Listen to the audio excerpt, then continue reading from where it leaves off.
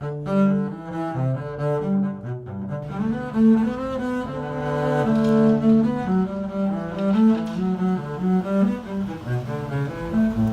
well, this is another video on Francis in the City. And we're just connecting the name of the city with the name of the patron saint that tells us what we can be like, at least in our better selves. And Francis loved music. As a matter of fact, he was the troubadour of his day. So we decided, Dan and I, to stand in the middle of Van Ness Avenue while it's being reconstructed so that you could see Dan's office, because Dan, you work there? Indeed, I do. And if you don't know what this is Davies Symphony Hall. What is it that you do when you go inside of your office? I get to play bass and make music for a living. Oh my gosh, you're not old enough to do that, are you? I don't know. They haven't found out yet. Let's go sit down and talk about it. Let's do it. All right. So you moved to San Francisco when? Because we met near your arrival time here. So it's been a year? That's right. Almost a year, yeah. Okay. Moved in September. We met in August, just happenstance. Through a friend, right? Through a friend, yeah, Kathy. Did I say? But it hit early that I went, oh my gosh, I'm reading about the name of the city, which is St. Francis of Assisi, and he was about your age. Mm-hmm. I'm reading this before I meet you, and I'm realizing he's a troubadour of his time. He totally loved music, and people loved him for his music. He wrote some of the first poems the Italians ever knew, and then he went into songs, vaudeville songs he brought back from France, accompanying his dad on business trips. So anyway, I'm reading all this, and then I'm meeting you, this young guy who loves music, and I'm going, oh my gosh, I can't help but kind of equate that with this Francis guy. When did you start loving music? Because you're young, so how young were you when you put that instrument in your hand? And share with us what the instrument is that you love, and when did you fall in love with music? Well, music in general started as a love for me when I was about 3, my mom taught me piano lessons, me and my brothers and sister, and then that happened for a few years, and then I moved to violin.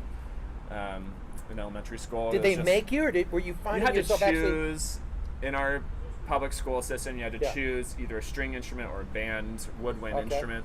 And my sister played violin, so I just chose violin. And then going into middle school, I somehow got recruited to play bass, which I had never seen before. Is this a bow when you draw back? Oh, yeah. So we have violin and viola, and then cello is sitting, and bass, upright bass is standing in a much bigger cello, I guess. Different tunings and stuff, but the large cello, I guess. So I started playing that, and I guess I liked it because there wasn't much competition. No one really was playing bass, and it was just you're tall. Fun and tall, yeah. And I like the low frequencies more than the high-pitched fantastic violin. My mom, who taught me piano lessons, was also a nurse practitioner, so I also had this equal passion for medicine growing up. And then when I went to college, I got into school for music performance, but in my mind, I had that as the game plan to get me into a good school, to then go to a good med school, was how I thought of it. And through a long series of processes and prayer and people speaking in my life, I learned that I really just wanted to be a doctor, more for job security. And interesting. Being a musician, I thought of as, that means I'm going to make no money, I'm going to live on the streets. So I'm getting this right. So you actually were thinking pre-med and the life that might afford, and it can do some good, versus being this itinerant musician who, how in the world does that pay the bills? Exactly. And you chose music, and then what happened? I graduated from college, and then I went to Bali, Indonesia for 4 months as a break. Oh, that's interesting. And volunteering, and some other people I met who led me to go there, whatever. At the end of Bali, there was an audition for the Santa Barbara Symphony, and I took that, and I was so excited and rejuvenated for music, and I ended up winning the audition as for their first chair position. That was what gave me all the confidence I needed to know, I could make a career living out of this. And then, so how many years it's been since the Santa Barbara open door? That was in 2014. So it's been about 4 years that you've lived in this decision of, hey, I think I'm a musician. Are you wearing it? People spoken to your life. Is this your authentic voice that you're speaking out into the world? Yeah, I guess so. That is so cool, man. As of now, I won this audition for San Francisco Symphony in September, and this is a full-time job, and wow, that requires all my attention, but it also gives this life of, I get to play with the most incredible musicians and colleagues, and it fosters this environment of musicality and beauty and art and getting in touch with your community. And then one thing that's especially unique about this city is that any passerby I end up talking with, or even when I had to find a house to rent and talk to my landlord and they asked what job I did, anyone I've talked to in San Francisco knows of the symphony, the opera, the ballet, all these art galleries. They grew up going to the symphony or have a favorite composer, any of this. And in Southern California, I never really experienced that. People are like, there's a symphony. I'm sure we love hearing about that as San Franciscans, if you will. Yeah. But we love our arts.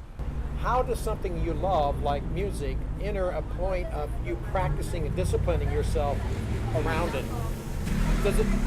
What happens? Do you hate to practice? Do you love to practice? I mean, what happens when love has to move to discipline? It's kind of where I'm wanting to hear you say. Yeah. What's that like? I'm still learning that relationship and dynamic, and I think it can be different for every environment. I mean, for me specifically, and being with this symphony, one, they have a great rotation and relief system to allow musicians to get time off, to not be overworked, mostly for injury purposes. They don't want you playing too much where you can. A lot of people get tendonitis and arm injuries that can end their career. So it's a I've heard people call us the athletes of the small muscles, or fine motor stuff. And we constantly have to exercise and practice and then perform. So that's one thing.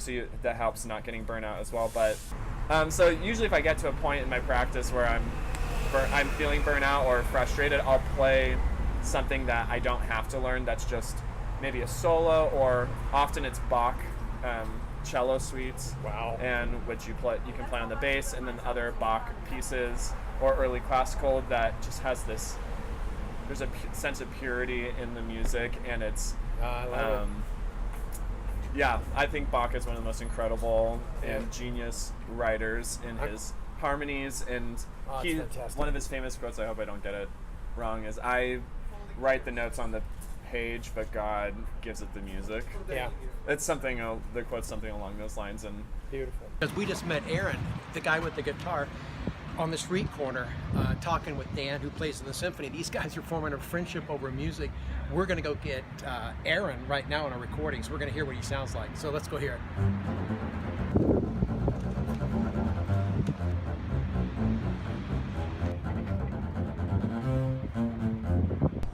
Like, where were you when you were a kid?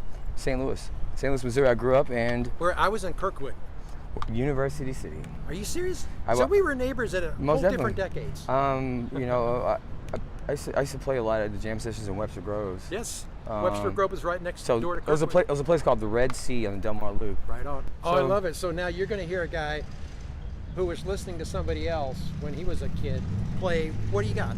What's the song that you just talked about? Well, yeah, this original piece called "Together We Shine." Together We Shine. And I think it's the universal way of talking to me and sharing it with others. What we need to hear. Oh, that's a beautiful intro. Well, let us hear it from you. All right, here we go. Your name? Aaron Keith Brown, but I just go by Aaron Keith. Okay, thanks, Aaron Keith.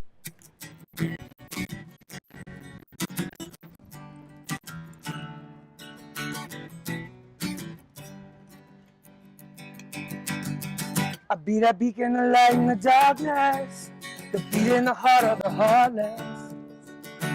Rooted in this moment, cause now is the time. Together we shine. The beacon of light in the darkness, together we shine. Beat in the heart of the heartless, together we shine. Yeah, rooted in this moment, cause now is the time.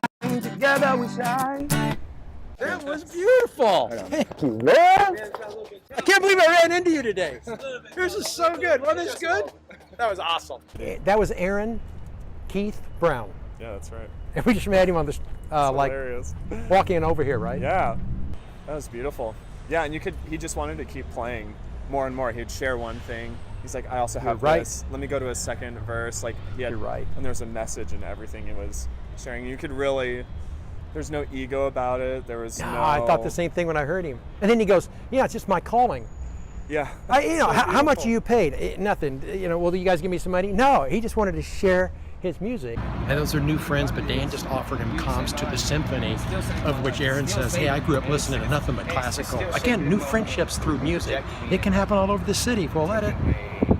So be that beacon of light in the darkness, together we shine. Beating the heart of the heartless, together we shine. Yeah, rooted in this moment, cause now is the time, together we shine.